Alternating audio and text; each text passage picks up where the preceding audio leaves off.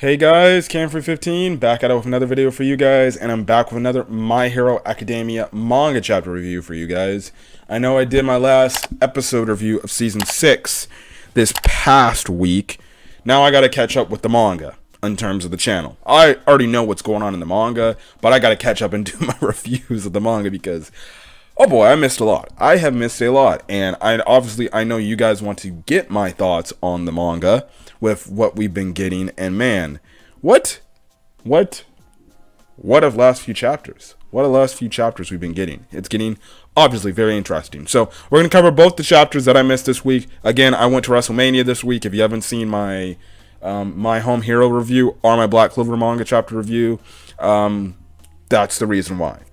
So yes, after this, only thing I have to catch up with left is, like, I guess Fairy Tail, which I'm like super behind on Fairy Tail, and then One Piece, which I'm like 3 episodes behind on One Piece. Anyways, this is My Hero Academia manga chapter titled 383, titled Meek Spirits. So the first page we see is of Mina. Now, we cut over to this warehouse area where they're holding Gigantomachia.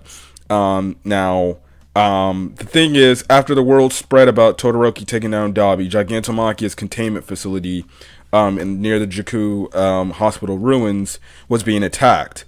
And it's being attacked by the villain that killed Midnight. So that's kind of the thing there. Now this guy, he goes on to say, this plan will come to fruition thanks to our quirks and ultra high frequency emitter.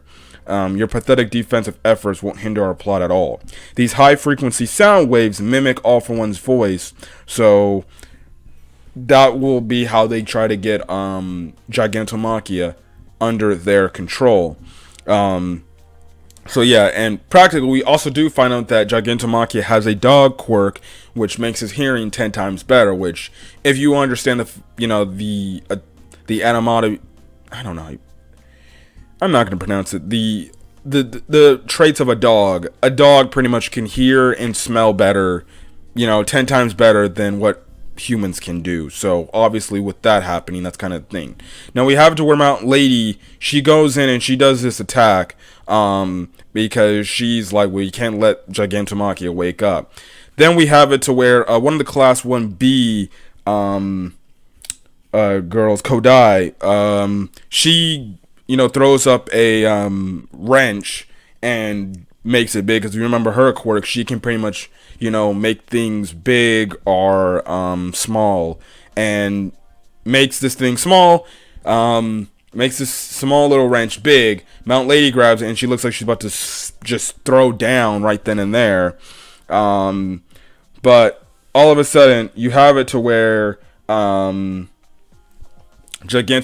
ends up breaking out, and that's things go from pretty much bad to worse. Now Kirishima, he's seen what's going on, and he's like, all right, we knew this would potentially happen. We brought Shinzo just in case to help out with the situation and get him under control and everything.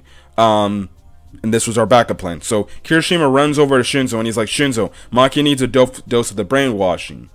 And then obviously Shinzo's just leaning up against this little, I guess little shot, I don't know what this little shack, and he gives like this evil laugh. And then we find out it's the sludge, what is it? It's the sludge creature, or the sludge villain from episode 1, or the first chapter, or like the first part of this story where it took over Bakugo's body, and pretty much this shocks Kirishima, and we know that obviously this sludge creature can take over your body and control you. Now the thing is, he goes on to say, Machia waking up means we win, yeah? So why risk my neck in some stupid battle? The only heroes left these days got serious guts. So I thought I'd pretend to fight a little and sneak then, or little and then sneak away. I gotta say, this pushover makes a way better hiding spot than that plucky middle school kid. Now then the villain that killed Midnight said, the weak are meant to suffer and submit. It's the law of the jungle. Might makes right. The authority of the strong is self-justified. Now, in the meantime, Kirishima is trying to go up against the sludge creature to free Shinzo, but it's not working. And if anything, he's the one that's getting also absorbed by this sludge creature, and he's getting stuck. Now, hold on a quick second, guys. I'll be back in a quick minute. Alright, back. Anyways, the thing that sucks is, too, Gigantomachia is starting to rampage around again, and then he's wondering where his master, but then the evil villain, he just starts laughing. He's like, today marks the day of a new era of liberation, pretty much. Then you have it to where Mina gets involved, and she goes on to use this move called Output Max Power.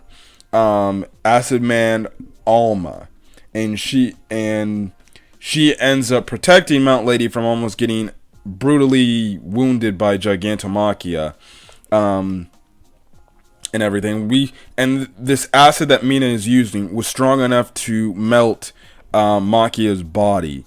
Now, Mina goes and says, I couldn't pull this off last time, and so many people died, all that carnage and destruction. I had Bakugo and Todoroki fill me in on their special training methods. So this new attack she's doing, she got from Bakugo and Todoroki about condensing her attack into like one major shot right then and there. Pretty much she says, because I can't stand failing to protect what I care about. It isn't cool by me. Now, she goes after the sludge creature, uses this acid on the sludge creature. It actually hurts the sludge villain, and pretty much, if he doesn't back out, it's gonna, like, mess up his system and everything. So, because of this, Shinzo was freed, and, you know, obviously he's like, you know, you can't get away from me. You know, I'm getting out of here. Shinzo responds, and he's like, where do you think you're going? He's like, I'm gonna get out of here free. But then the sludge creature, obviously, because when you talk to Shinzo, he makes you freeze right then and there. So, yeah. Now, Kirishima, he goes on to, like, thank Mina for doing what she did. And then Mina goes on to say, Shoji never had revenge on his mind. And yeah, I loved Midnight Sensei's classes. I know all about fear because I'm weak. That weakness makes me want to form pacts and get close with people.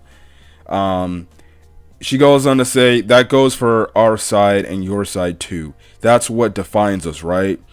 So yeah. Anyways, Gigantomachia looks like he's going to fire off another attack. But then all of a sudden, Shinzo jumps ahead, or jumps on top of Gigantomachia, and pretty much looks like he's got him under control and everything. So then, due to that, he makes Gigantomachia attack the other villains and everything. So yeah, now, you know, he said, Shinzo goes on to say, I use my persona codes to recreate All For One's voice based on recordings from Tartarus. Now that he's responded, I got him. So I'm not even competing with the frequency emitter. So yeah. Anyways, after this moment happens, Mina passes out due to her exhaustion from this attack, and everything. And Kirishima goes on to catch her. He's like, well, you know, Ashido, doing that attack made you like super dehydrated. You know, he goes on to apologize for being a letdown to her. And pretty much she responds by saying, I paid you back there, you know. And Kirishima responds by saying, come on, you never owed me a thing. Don't you get it? You've always been my hero, you jerk. We stopped him.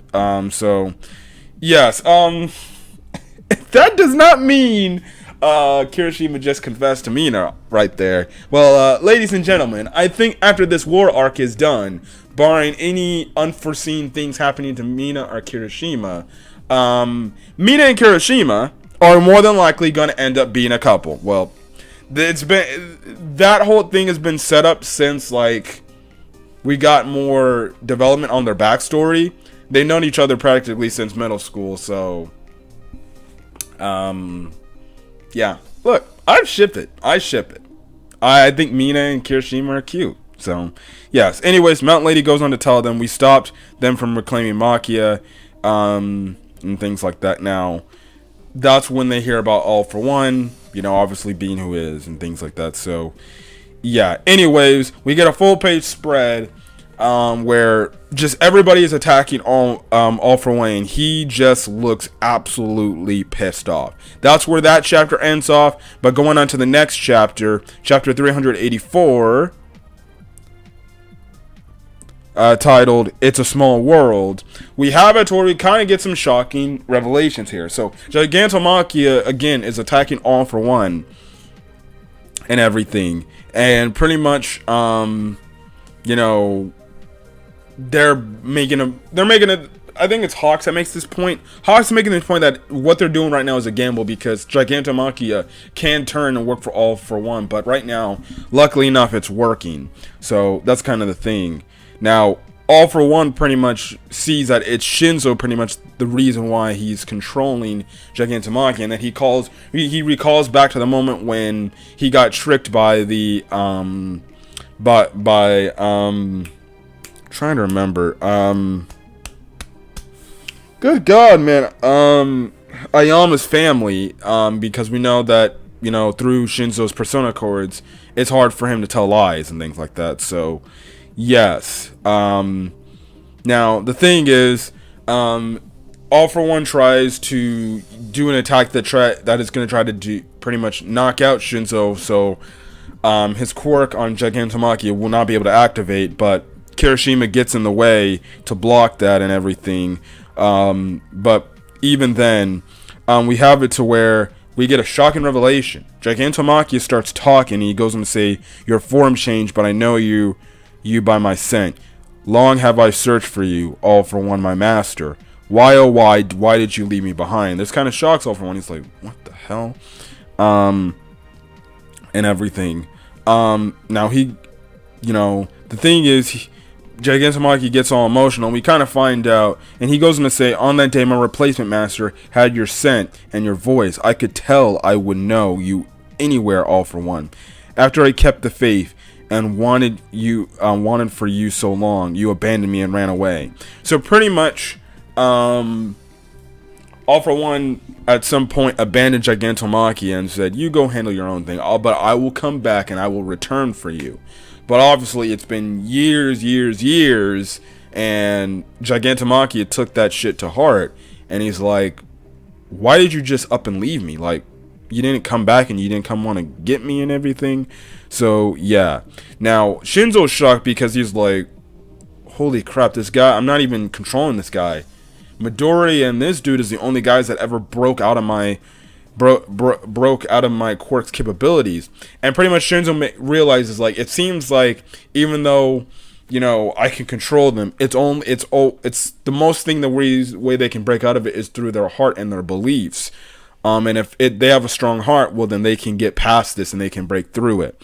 So that's kind of, and obviously Gigantomachia, his heart is weighing because he's broken by betrayal and he wants to get back at all for one. So that's kind of the thing there.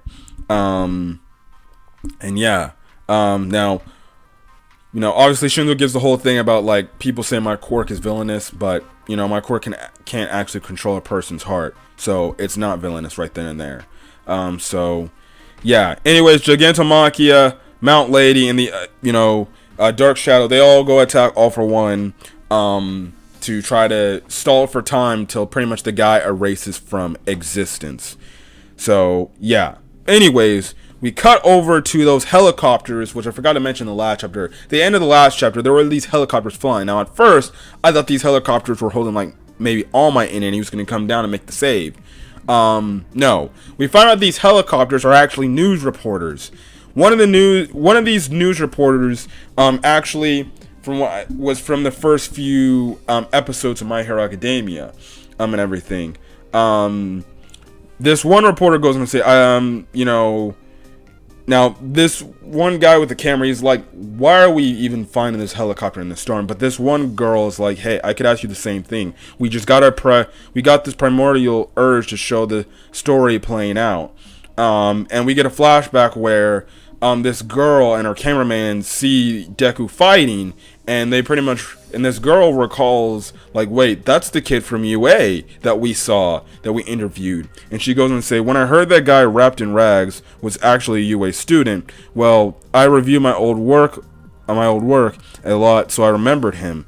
He was the same one a year ago, who was shaking in his boots before the sports festival. And look at him now. He's standing up right then and there. So, yeah. And they're seeing this through Gentle Criminal's recordings. So this person gets the urges to get up, get on a helicopter and say, we need to record this. We need to show the public about what's really going on right here. About what this young man is doing. We do cut over to Deku and Shigaraki for a little bit of the fight. Shigaraki's looking as evil as he can be. Deku, he's still fighting, but it looks like Shigaraki was trying to decay Deku, but Deku's holding his hands back by his wrist.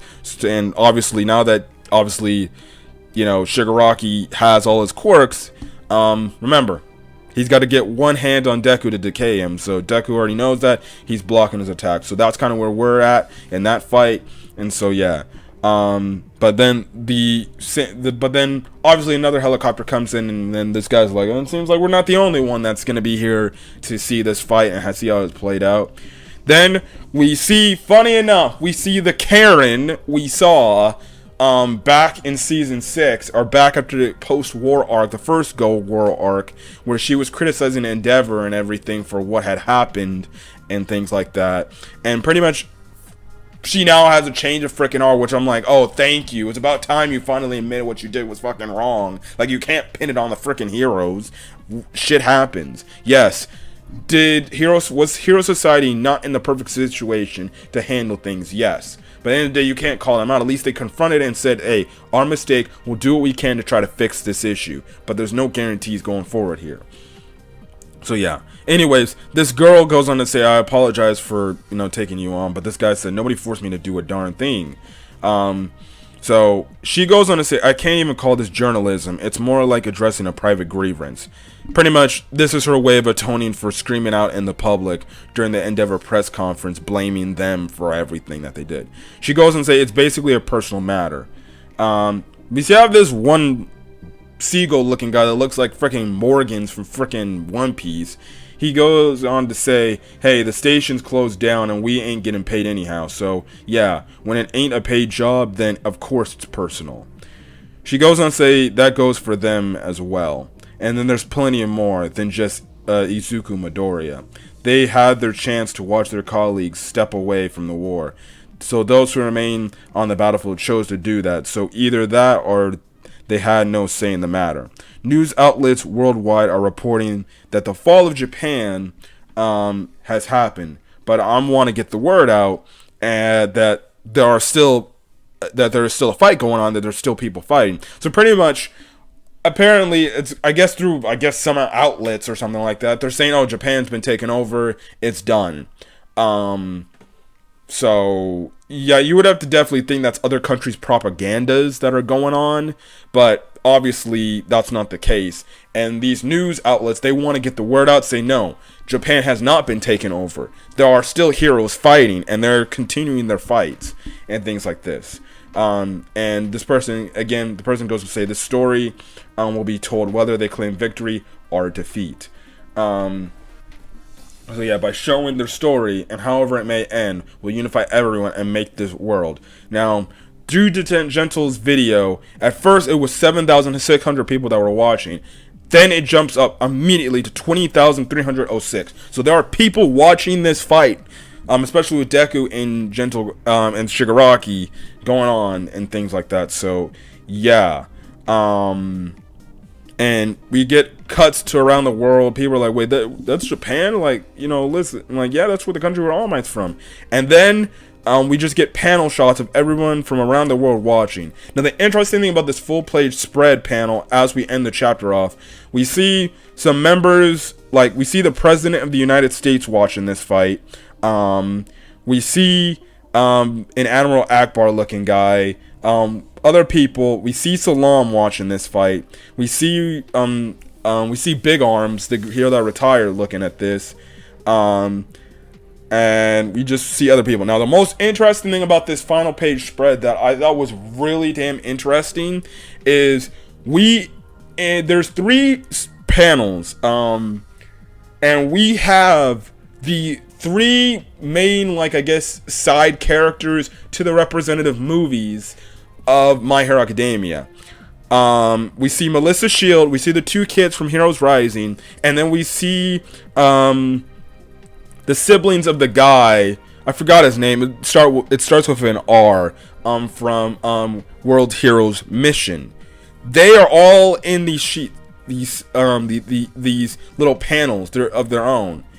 In a way, I guess this is Horikoshi's little way of making the movies canon to the series. Now, if you watch my reviews of the movies, I've said time and time again, you can literally put all the 3 My Hero Academia movies in the canon timeline of My Hero Academia. I said My Hero Academia, the first movie, 2 Heroes. That is literally in between of season 2. It takes place after the end of season 2, just before the start of season 3.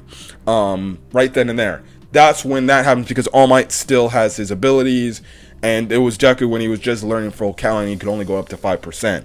But like I said, that's where you place 2 Heroes. Heroes Rising is right after season 4, just before season 5. And then World Heroes Mission is directly during season 5. The movies are canon to the... now, again, we don't really truly know. I say the movies are like loosely canon to the story. But honestly, with these like homages to those movies, with those characters being in it. And then again, they made references with Deku's full like gauntlet thing from Melissa's shield from the movies. It just shows me that the movies are pretty much canon. Or they're loosely canon. To the story. So hey, that's pretty damn cool, because now the My Hero Academia movies can officially be canon, and you can literally watch them alongside the series. And like I said, you can put those movies directly, like I said, where they're at, and things like that. So I thought that was like honestly one of the coolest moments of this chapter, where we actually see the movie characters, the influential movie characters, actually get shouted out. So yeah, that's it. There is no break, and we're gonna continue this fight. Now, where this fight goes on, I don't know. Maybe we cut back to Deku and Shigaraki. Maybe we continue on with this all-for-one fight. Don't know what's gonna happen, but it's gonna be very interesting to see how this is going. Are the stories gonna wind down and end, things like that? But yeah. Anyways, I'm gonna get out of here. Again, apologies for getting these last 2 manga chapters out later than usual, but that is what it is. Till then, guys, catch you guys in the next video, and have a great rest of your day or night. I won't end this video. Till then, guys, peace.